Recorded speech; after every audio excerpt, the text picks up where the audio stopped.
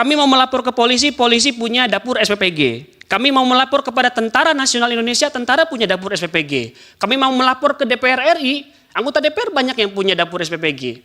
Jadi emang ini jalan terakhir untuk kami mengadu. Kepada siapa lagi? Kepada konstitusi lah.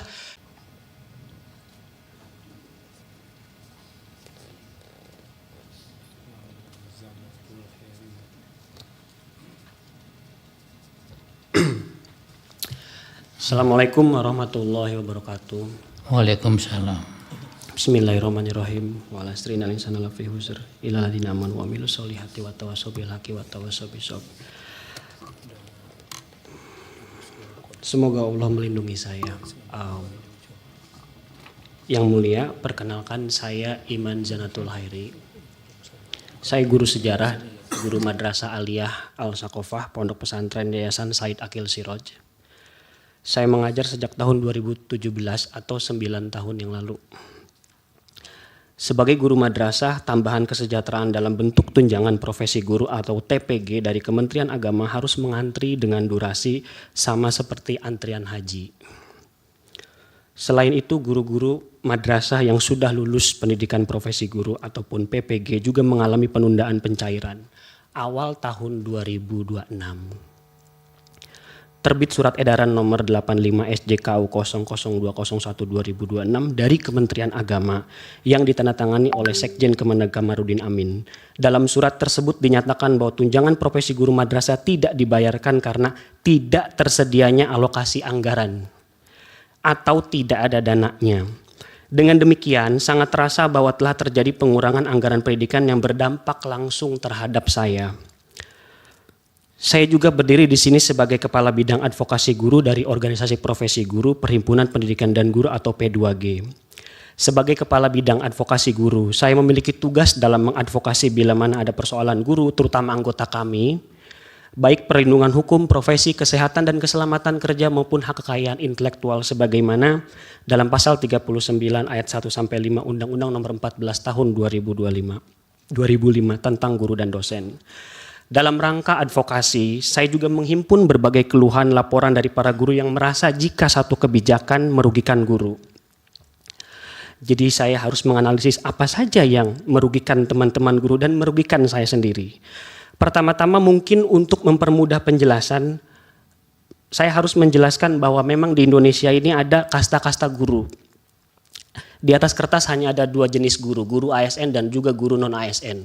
Untuk guru ASN itu terbagi menjadi 3 berdasarkan Undang-Undang ASN nomor 20 tahun 2023 dan berdasarkan Kemenpan RB nomor 16 tahun 2025. Jadi ada 3 jenis guru ASN, PNS, P3K dan P3K paruh waktu.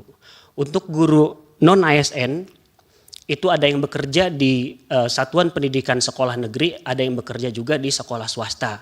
Mereka juga disebut sebagai guru honorer. Guru honorer terbagi 2 lagi menjadi guru honorer kita menyebut yang digaji oleh pemerintah daerah dan digaji dengan BOSP dan juga guru honorer murni yang hanya diketahui oleh kepala sekolah.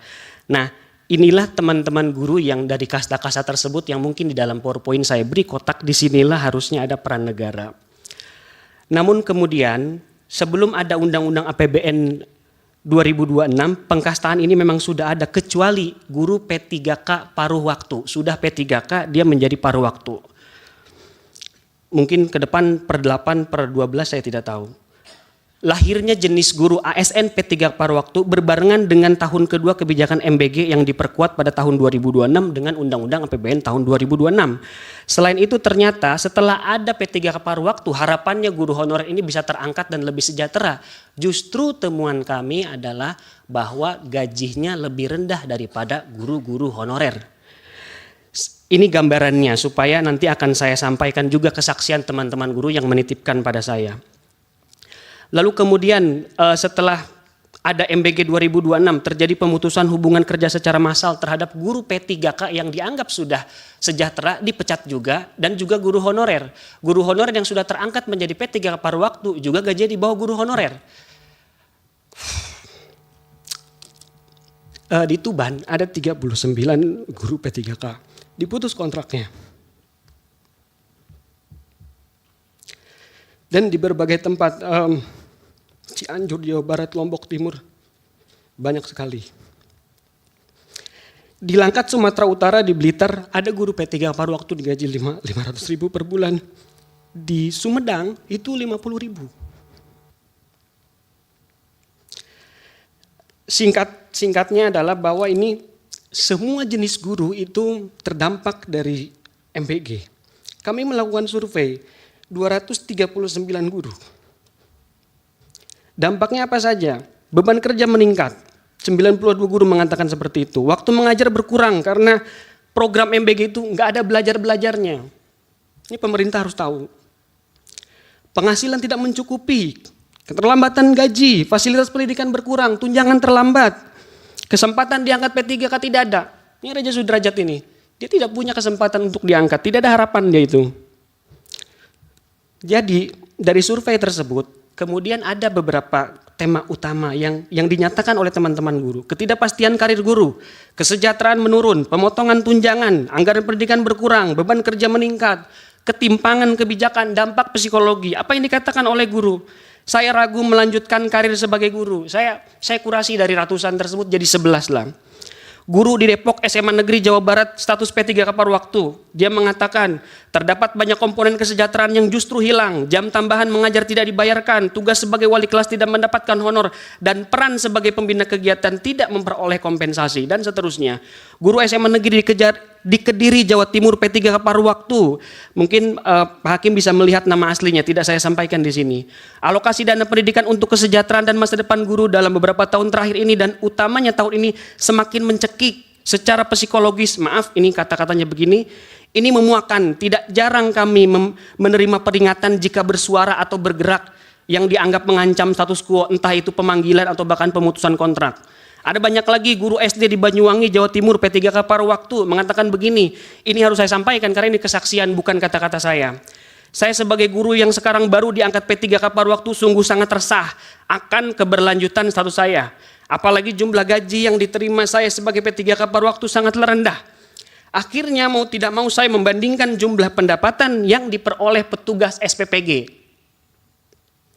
Guru SMP negeri di Kabupaten Serang, Banten, P3K paruh waktu. Karena terbatasnya anggaran, daerah tidak bisa menggaji guru katanya, kata beliau.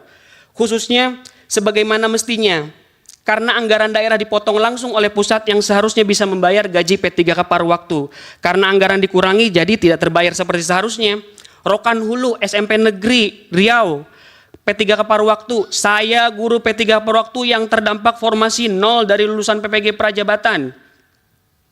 Semenjak saya dilantik pada Desember 2025 sampai hari ini Maret 2026 saya belum mendapatkan gaji sepeser pun. Alih-alih mendapatkan sertifikasi gaji saya terlambat dibayarkan. Lalu SD Negeri Tulung Agung, Jawa Timur status P3K paruh waktu. Dengan adanya MBG gaji kami sangat minim. Proses pembelajaran tidak kondusif karena anak-anak jadi fokus ke MBG. Sekolah saya sarana prasarana juga perlu diperbaiki tetapi belum terrealisasi. Ada masih banyak lagi, ada SD negeri di Bandung Barat, Jawa Timur. Ada SMP negeri Kediri, Jawa Timur. Ada SMP negeri di Sumedang. Yang mengatakan bulan November saya diangkat menjadi P3K paruh waktu. Yang sampai saat ini belum jelas kesejahteraannya karena anggaran daerah tidak mencukupi. Majelis Hakim, saya lanjutkan. Mayoritas responden, teman-teman yang mengisi, bercerita, mengirim pesan kepada saya. Menyatakan bahwa pelaksanaan program makan bergizi gratis berdampak pada terganggunya kegiatan belajar mengajar di sekolah. Dampak yang paling banyak disebut adalah berkurangnya jam efektif karena proses distribusi, pengambilan, pengembalian wadah yang ini bertentangan sekali dengan undang-undang guru dan dosen seringkali berlangsung pada saat jam pelajaran. Selain itu, ini perlu diketahui juga oleh pemerintah. Banyak juga yang menyampaikan bahwa program ini menambah beban guru karena mereka harus terlibat langsung dalam proses pembagian makanan, menghitung jumlah paket, hingga memastikan pembagian wadah makanan. Waktu istirahat pun tidak ada, waktu persiapan mengajar menjadi berkurang.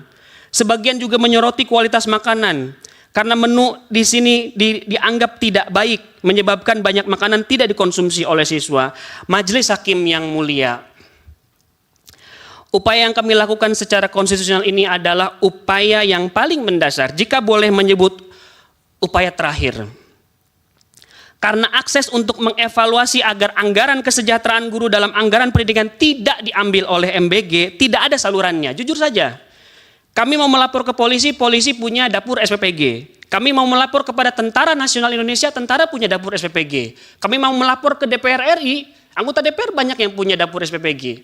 Jadi emang ini jalan terakhir untuk kami mengadu. Kepada siapa lagi? Kepada konstitusi lah kami berharap. Ya kalau nggak punya dapur ya. Majelis Hakim yang mulia, saya sadar kedudukan saya sebagai saksi. Saya menyaksikan, melihat, membaca, menerima laporan-laporan dari para guru. Karena saya guru sejarah, saya juga merasa perlu mencari jawaban di masa lalu. Misalkan, ya waktunya sudah cukup. Nanti mungkin terakhir perlu diingat bahwa ketika amandemen keempat tahun 2002 disampaikan seperti dalam PowerPoint, kita lihat bahwa anggaran sekurang-kurang 20% itu memang cita-citanya untuk kesejahteraan guru. Jadi kami berharap ini memang untuk guru dan tidak semestinya diambil oleh MBG. Sebelum saya tutup majelis yang terhormat, kiranya gugatan ini tidak mencapai apa yang kami harapkan. Kami juga perlu menilai ulang apakah peran guru di negeri ini masih cukup baik. Izinkan saya mengutip apa yang disampaikan oleh Antonio Guterres, Sekjen PB dalam panel tingkat tinggi.